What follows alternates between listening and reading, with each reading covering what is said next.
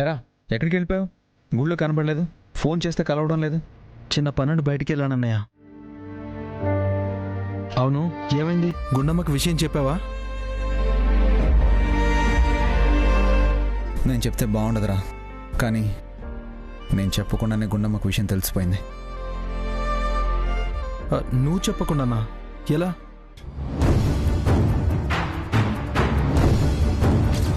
అసలు ఎవరు బ్రో నువ్వు? ఎవరేంటి? తను మా లోకేశ్వర్కి కాబోయే భర్త.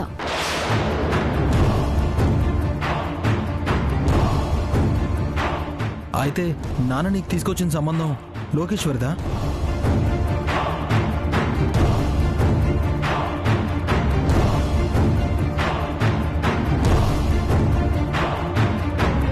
ఇష్టం లేని పెళ్లి చేస్తున్నారని ఫీల్ అవుతున్నారు కదా.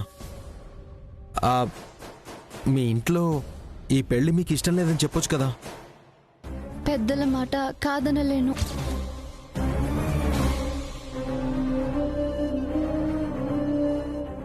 తను నన్ను ఇష్టపడుతున్నందుకేరా నిన్ను రిజెక్ట్ చేసింది. సరే, ఎవరు చెప్తే ఏంటి? గుండమ్మకైతే ఈ విషయం తెలిసింది కదా, వదిలేసి పద.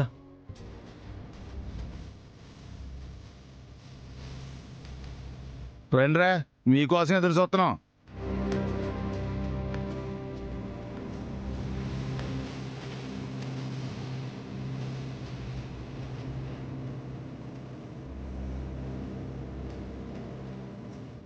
నాన్నా, ఎంతసేపు మీరంతా ఎక్కడికి వెళ్ళారా?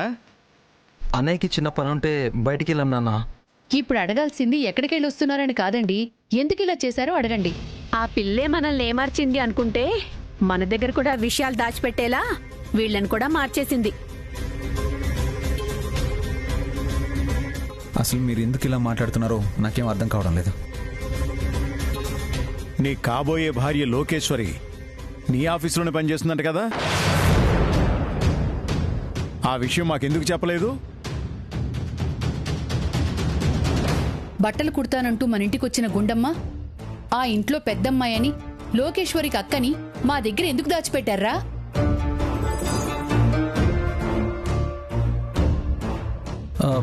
ఎవరు దాచిపెట్టారు? లేకపోతే ఈ విషయం మీ అమ్మ వాళ్ళకెందుకు చెప్పలేదురా? చెప్పడానికి అసలు వాడు చేసుకోబోయే అమ్మాయి ఎవరో వాడికి తెలిస్తే కదా.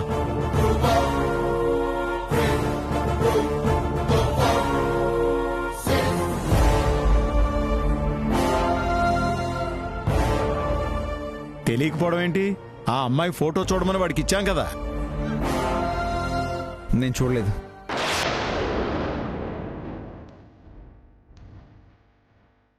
ఎందుకు? ఎందుకంటే వాడికి ఈ పెళ్లి ఇష్టం లేదు. ఈ విషయం మీతో ఒకసారి చెప్తే పట్టించుకోలేదు.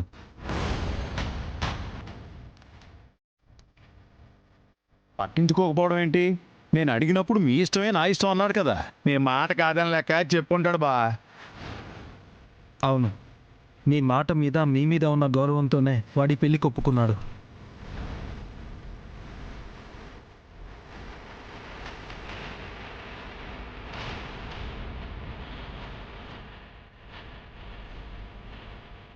సరే సరే, పెళ్లిపేటల మీద కూర్చొని ఆ అమ్మాయి మెళ్ళలో తాళి కట్టే వరకు ఆ గౌరవాన్ని అలాగే ఉంచమని.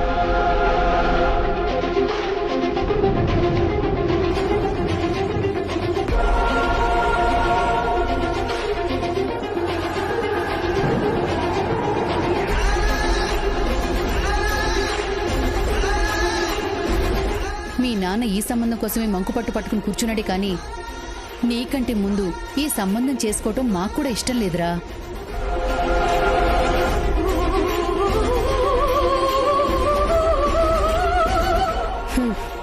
పెళ్లికి ముందే అమ్మ కూతుర్లిద్దరూ అన్ని దాపరికాలే చేస్తున్నారు. తనకి ఇంకో కూతురుందన్న విషయం ఆ తల్లి చెప్పదు. నీ దగ్గర పనిచేస్తూ తనే నిన్ను చేసుకోబోయేదన్న విషయం ఆ అమ్మాయి చెప్పదు. అసలు ఆ ఇద్దరు ఎందుకిలా చేస్తున్నారు, ఏం కప్పిపుచ్చాలని చూస్తున్నారో అర్థం కావడం లేదురా. అర్థమయ్యేదేముంది? ఇన్ని చెప్తున్నా అన్నయ్య ఆ సంబంధమే జరిగి తీరాలని చెప్తున్నాడు కదా. చేసుకోండి, అనుభవించండి.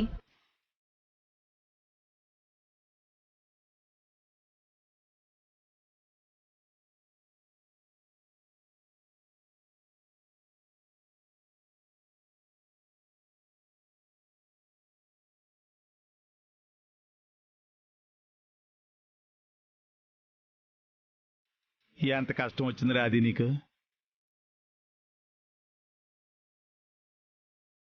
పెళ్ళంటే ఇష్టపడి చేసుకోవాలరా. ఇష్టం లేని అమ్మాయిని పెళ్ళి జీవితాంతం కలిసి బతకాలంటే అంతకంటే నరకం ఉండదురా. అంటే మా అమ్మాయిని చేసుకోనన్నావని అనటం లేదురా, కానీ నీ మనసుకి నచ్చిన దాన్నైనా చేసుకుంటే ఆనందపడతావు కదా. అమ్మ కోసమో నాన్న కోసమో పెళ్లి చేసుకోవడం ఏంట్రా పిచ్చి కాకపోతేనే. అయినా మనకెందుకండి, రేపు అనుభవించేది వాడు, అనుభవిస్తాడు. రండి.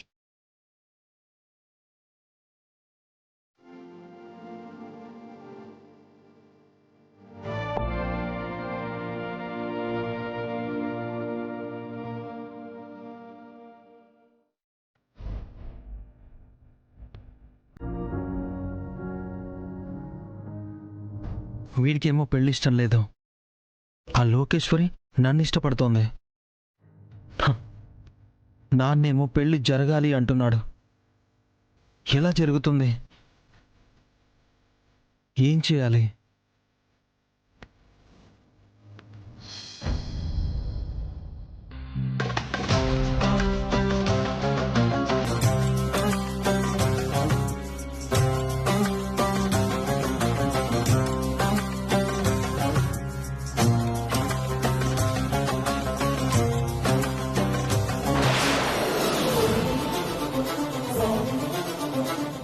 ఏంటయ్యా నువ్వు చేస్తుంది పని? ఏం చేయమంటారు? మీరు పూజ ఉందని గుడికి వెళ్ళారు, ఇంట్లో ఒక్కడనే ఉంటే బోర్ కొట్టింది, అందుకే ముందు కొడుతున్నా. ఇది ఇల్లు అనుకున్నావా, బార్ అనుకున్నావా? ఎందుకు మావయ్య అరుస్తున్నారు? ఎందుకంటావేంటమ్మా ఇలాంటి తాగుబోతుగా గుండం నుంచి పెళ్లి చేసేది?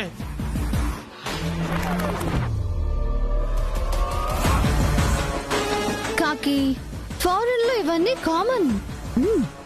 అవును గ్రాండ్పా, రేపు మీ మనవరాల్ని పెళ్లి చేసుకుని ఫారెన్ తీసుకెళ్లిపోతే తను చూడడానికి మీరు వస్తారు కదా, అప్పుడు మీరు కూడా మందు కొట్టాలి. సో ఇప్పటి నుంచి అలవాటు చేసుకుంటే మంచిది. ఇలాంటి దరిద్రమైన అలవాట్లు మా ఇంట వంట లేవు. చూడండి, మీకు అసలు మందే అలవాటు లేదు అన్నట్టుగా మాట్లాడకండి. ఈ మందు బాటిల్ని తెస్తే ఫుల్ మీద ఫుల్ లాగించేవారు కదా, అవునా? అతనితో కలిసి మందు కొట్టండి, లేదా వెళ్ళి పడుకోండి.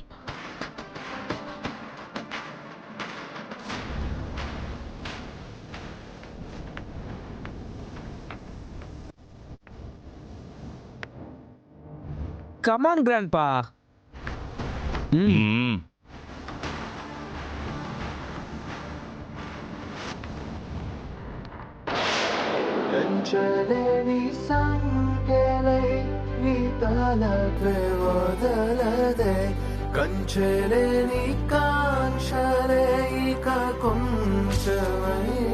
అసలు ఎవరు బ్రోను? ఎవరేంటి, తను మా లోకేశ్వర్కి కాబోయే భర్త.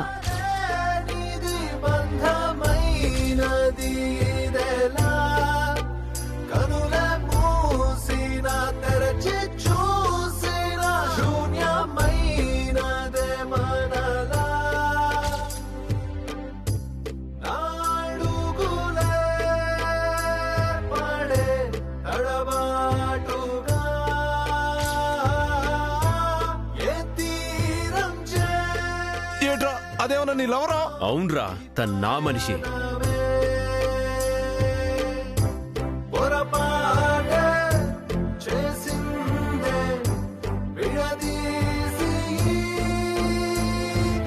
గుండమ్మా,